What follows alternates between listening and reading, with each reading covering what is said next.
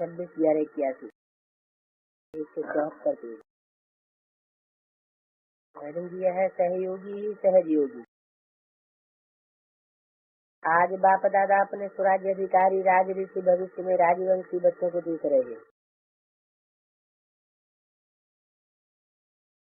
सभी सहजयोगी अर्थात राज ऋषि हो।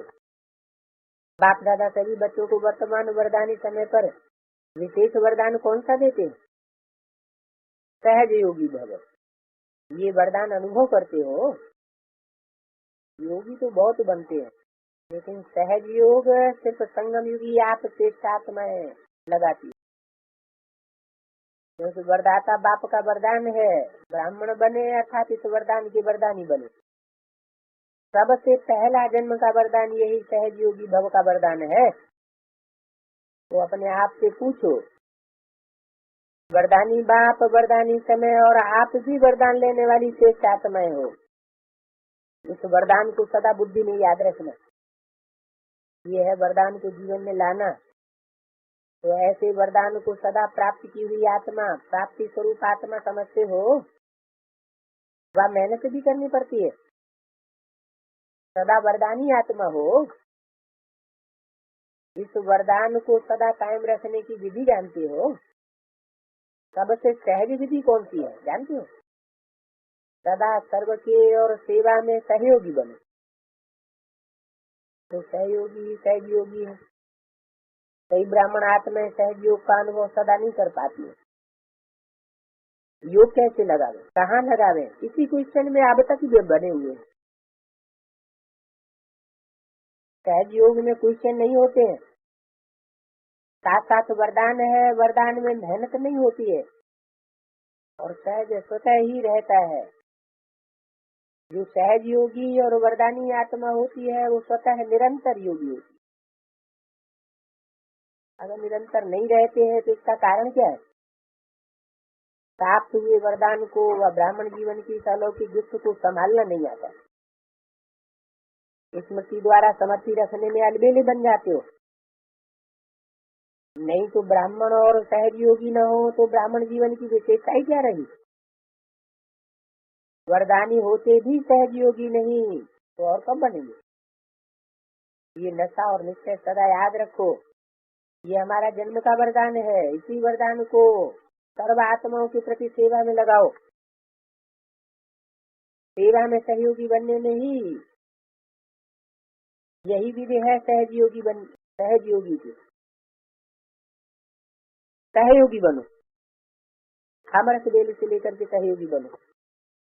सारे दिन की दिनचर्या का मूल्य के ही एक शब्द याद रखो कि सहयोग देना है और सहयोगी बनना है।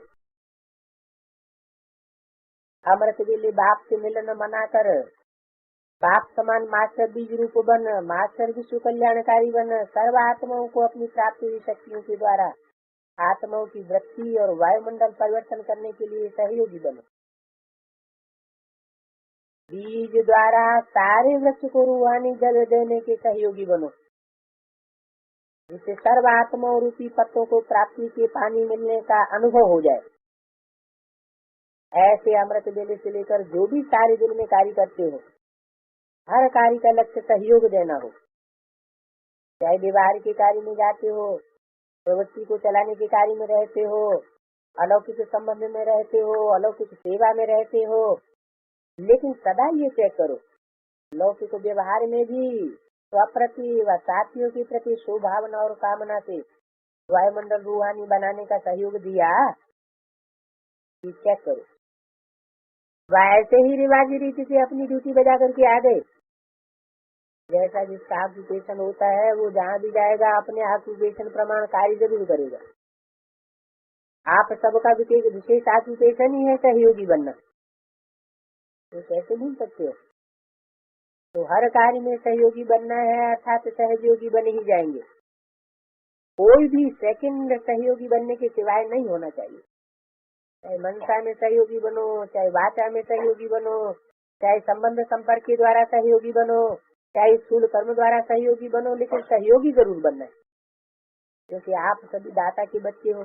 दाता के बच्चे सदा देते रहते हैं, तो क्या देना है? सहयोग। तो परिवर्तन के लिए स्वयं के भी सहयोगी बनो। कैसे बनेंगे? साक्षी बन के प्रति भी सदा शुभ चिंतन की वृत्ति और रूहानी वायुमंडल बनाने के स्वप्रति भी सहयोगी बनो।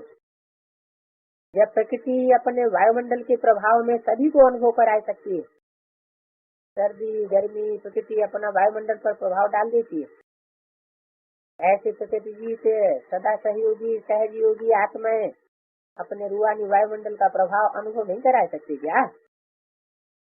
सदा स्वप्रति और सर्व के प्रति सहयोग की सुभावना रखते हुए सहयोगी आत्मा बनो। वो ऐसा है वैसा कोई करता है ये नहीं सोचो, कैसा भी वायुमंडल है या कैसा भी व्यक्ति है मुझे तो सहयोग देना ही।